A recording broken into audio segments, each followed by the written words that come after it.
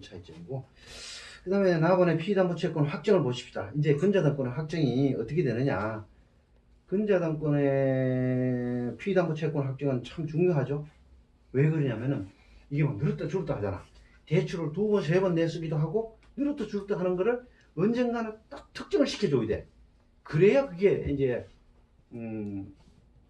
배당 금액에서 배당을, 경매 같은 경우는 배당할 수 있는 금액이 특정이 되잖아. 그죠? 그래서 피담보채권 확정은 굉장히 중요해요. 그 피담보채권이 확정되어 버리면은 그 이후에 원금이 피담보채권 경매 신청 딱 넣으면 확정되어 버리잖아. 증감 변동하는 A 값이 A 물건에 대해서 값이 근저당을 을한테 설정했을 때 이 을 근저당권자잖아. 얘가 경매 신청을 넣어버리면은 그 경매 신청을 넣어버리면 경매 신청 넣을 때 이게 특정이 돼버린다고. 얘가 이게 빌려줄 때는 1억으로 했어. 그런데 이게 뭐 이게 한 3억으로 늘어날 수도 있죠. 증감 변동하는 거니까 이자가 더 빌릴 수도 있고 더 늘어날 수도 있고, 아니면 여기 1억이 다 갚아버리고 한 3천만 원만 남아 있을 수 있잖아. 그죠? 그때 경매 신청되는 그 순간에 남아있는 금액이 드디어 근저당권 진짜 금액인 거예요.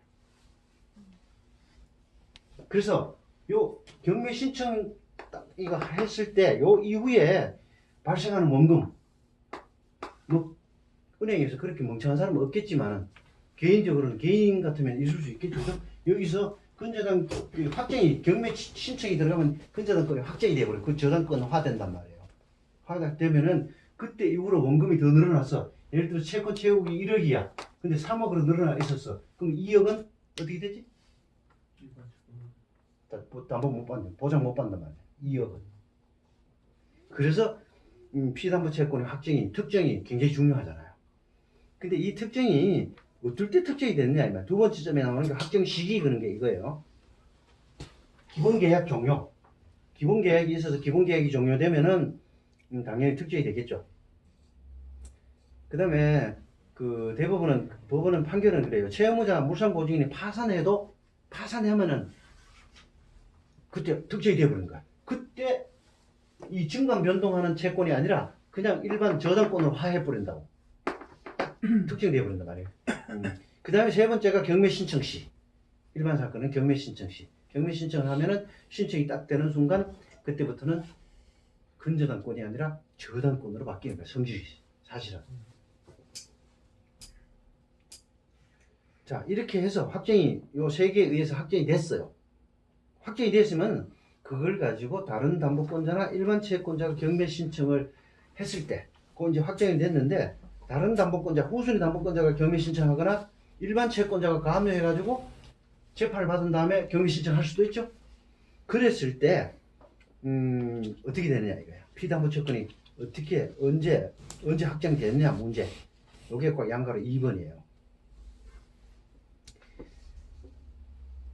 기본계약 종료냐 근저당권자 경매 신청한 경우와 달리 다른 채권자가 경매 신청하면은 이 갑이라는 근저당권자가 있고 을이라는 근저당권자가 있을 때 얘가 경매 신청을 했다면은 얘는 언제 확정이 되느냐 이 말이에요. 아시죠? 예. 또 가압류권자가 재판 받아가지고 경매 신청할 수도 있고, 그러면은 경매 신청하지 않은 갑 근저당권자는 언제 이 채권이 특정되느냐 이 말이에요. 양가로 2번은 그 취지예요. 뭐 요거도 역시 갑에게 특약이 있으면 이쪽으로 가는 거지. 응? 특약이 있으면은 이쪽으로 가는 거예요. 당사자 특약이 있으면은 야, 우리 계약 기간 1년 후에는 특정이 되도록 하자. 증감 변동하는 채권을 확정시킬 수가 있죠. 그게 아니면은 또 특약이 있으면 특약이 이게 되는데, 특약이 그 3번이면 동그라미에서 3번을 넘어가면은 2번은 특약이 있는 경우고, 특약이 있으면 당연히 특약에 의해서 피담보 채권이 확정되는 거예요. 특약을 1년 뒤에 하자. 늘었다 줄었다 하는 거. 특히 그 증감 변동하는 거래를 하는 게 있어요. 그런 거래 그 사업하시는 분들은 많이 하잖아. 근데 뭐 일반 은행에서 일반 개인 일회성 단독 한번 일회성 대출 내주면서도 근저당 설정하는 그건 조금 모순이 있다 그랬죠, 그죠? 조금 뭐 틀린 건 아닌데 그렇게 할 수는 있는데 원래 근저당 취지는 그게 아니야. 저당권 설정해도 아무런 문제 없는데 현재 지금 현 금융업계에서는 무조건 근저당을 하고 있다. 습관화돼 있다. 이렇게. 왜 그러냐면은 그런 것도 있다 그랬잖아요. 금융기관이 그 사람을 고객으로 확보하는 수단이 마케팅이 거기 숨어 있어. 저당권 설정하면 그 다음에 그 사람이 갑이 예를 들어서 A은행에 저당 설정하고 돈 한번 빌려 썼어. 근데 이 사람이 갑이 A은행에 두 번째 또 돈을 빌리려고 할 때 저당권 설정했다면은 두 번째 빌릴 때 또 새로운 저당권 설정해야 되잖아. 그죠? 증감 변동하는 게 아니니까. 근데 두 번째도 근저당을 해놨다면은 처음에 갑이 A은행에 근저당을 설정했다면은 두 번째 대출 받을 때도 그 다시 저당권 설정, 근저당 설정 할 필요 없이 저당권 설정 따라 할 필요 없이 그냥 돈 대출 또 냈으면 되는 거야. 늘었다 줄었다 하는 게 장래의 미래에 있을 거니까. 그죠? 이해가시죠? 그래서 그것 때문에 금융기관이 무조건 근저당권으로 가버리지 않나 싶어. 내가 볼 때는. 그렇게 하여튼 습관화돼 있다. 아주 관례적으로 저당권은 무시해버리고 근저당권은 화하고 있다. 그래서 그 특약이 없는 경우에는 언제 특정이 됩니까? 예. 답이 신청했는데 우리 신청 나중에 근저당 요번에 경매 신청을 했어.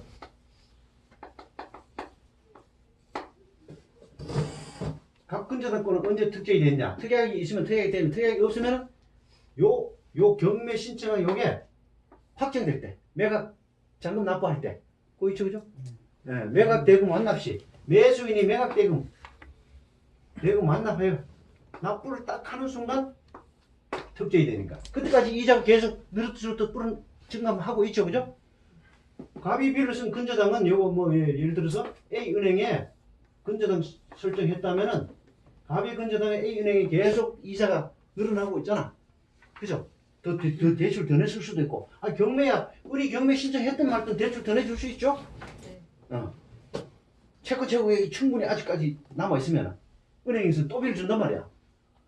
A 건물이 충분히 이 근저당을 확보하고도 남음이 있으면 내준단 말이야. 경매 진행하든 말든. 그럴 수도 있다는 얘기죠. 그럴 때 특정이 매각되고 완납 시에 이게 특정이 되어버린 거야. 우리 그 경매 신청했지만은. 특정 시기예요. 확정 시기. 교수님 그러면 저기 갑의 근저당권자가 대종기일까지 그 채권 신고를 해야 되잖아요. 응? 뭐라고 다시? 저기 채권 신고? 갑이 근저당권자가 채권 신고 해? 네, 채권 신고 해야 되잖아요. 아마 배당 요구 하면서 채권 신고 같이 할 거 아니야. 네, 하는데 이제 그게 확정되는 시간은 매수인이 그렇지. 안 나갈 시기니까 그 그렇지. 갭이 있잖아요. 또. 갭이 있지. 네. 그러니까 얘가 이 갑이 이 배당 요구 때까지 채권 신고하고 배당 요구를 해놔놓고 네. 또 늘어날 거 아니에요. 이자가 계속 늘어나잖아. 네. 그때 매각되고 완납 시에 특정이 되니까 네. 다시 이걸 뭐라 그러나 더 늘릴 수 있는 게 초안 신고. 그렇지. 추가 채권 신고하는 거예요? 그래. 추가 신고를 할 수 있지. 추가 신고. 추가 신고해가지고 은행은 늘 관리를 해. 채권 신고, 추가 신고해가지고 요 완납될 때까지 그 신고를 해줘야 돼. 안 하면은 그거는 경매법원에서 추가 신고 안 하면 잘라버린다 뭐. 안 준단 말이야. 뭐 좋은 질문이야. 그런 것들은 뭐 개입이 있어서 그 추가 신고를 해줘야 돼요. 자, 그 다음에 다음은 채권 신고를 초과한 금액 배당은 자 지금까지 이제 확정 근저당권의 성격하고 근저당권이 확정이 어떨 때 되는가를 했잖아요, 그죠? 자, 이번에는 채권 최고액을 초과한 금액을 누구인데 배당할 것이냐 문제. 드디어 이게 이제 우리가 지금 하고 있는 거는요, 배당표 권리 분석이면서 자 그걸 여러분 이해를 하셔야 돼. 지금 권리 분석 필요하나요? 권리 분석 하고 있어 지금. 권리 분석 또 권리 분석 또 배당표의 예행이에요 지금. 배당표를 작성하려면은 어떤 증감 변동하는 채권 금액이 확정이 돼야 되잖아. 특정이 돼야 누군 갑인데 얼마를 주고 울린데 얼마를 주고 할 거 아니야. 우리는 막연히 실체법 속에서 민법 속에서 일반적이고 추상적인 권리 분석만 해왔단 말이에요. 자, 우리는 지금 이 절차적 권리 분석을 하고 있는 거예요. 실체적 권리 분석에서 절차적 권리 분석을 공부를 하고 있는 거예요. 그 요 절차적 권리 분석은 민사집행법을 알아야 되니까 여러분들이 조금 어렵게 느껴지는 게 그 이유야. 한간에서는 이게 잘 강의도 없고 안 되니까 법조계 쪽은 그렇지 않는데 아무래도 좀 뭐 실무하는 사람들은 감유 가처분 뭐 이의 들어오고 나중에 뭐 추심명령 배상명 뭐 재판도 받고 강제집행도 넣고 이렇기 때문에 좀 덜한데 우리 중개업계는 조금 취약할 수 있어요. 그러나 이걸 요 정도는 해놔야 돼요. 요 절차적 권리 분석 민사집행법을 통한 그걸 하기 때문에 어렵게 느껴지는 것 뿐이에요. 그러나 경매를 하려면 이걸 해야 돼. 모르면 안 돼요.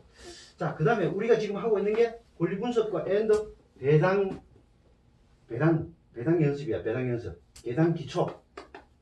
배당에 대한 기초를 하고 있는 거예요. 지금. 요 장을 딱 다음 단원을 넘어가면 다음 페이지 4편은 바로 배당표 들어가는 거예요. 이제. 자, 주인법, 상위법 했잖아. 민법은 옛날에 우리 했는 건데 전제를 깔고 저는 강의를 안 했지만 민법을 공부했잖아. 그죠?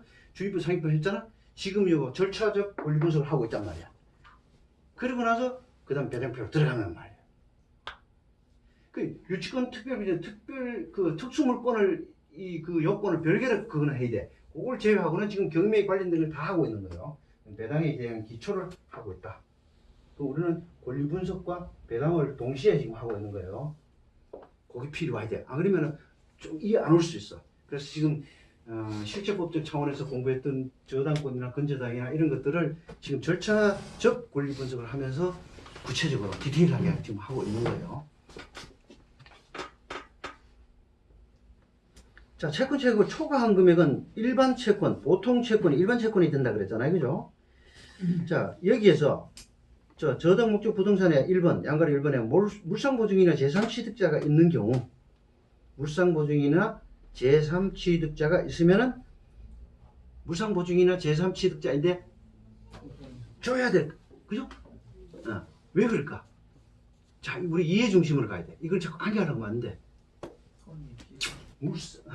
오케이. 그 말, 맞는 말이야. 틀린 말 아니야. 물상보증인은 이따가 제가 하지만 채무와 책임이 채무.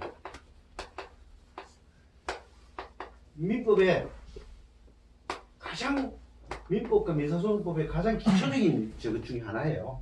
채무와 책임을 구별할 줄 알아야 돼.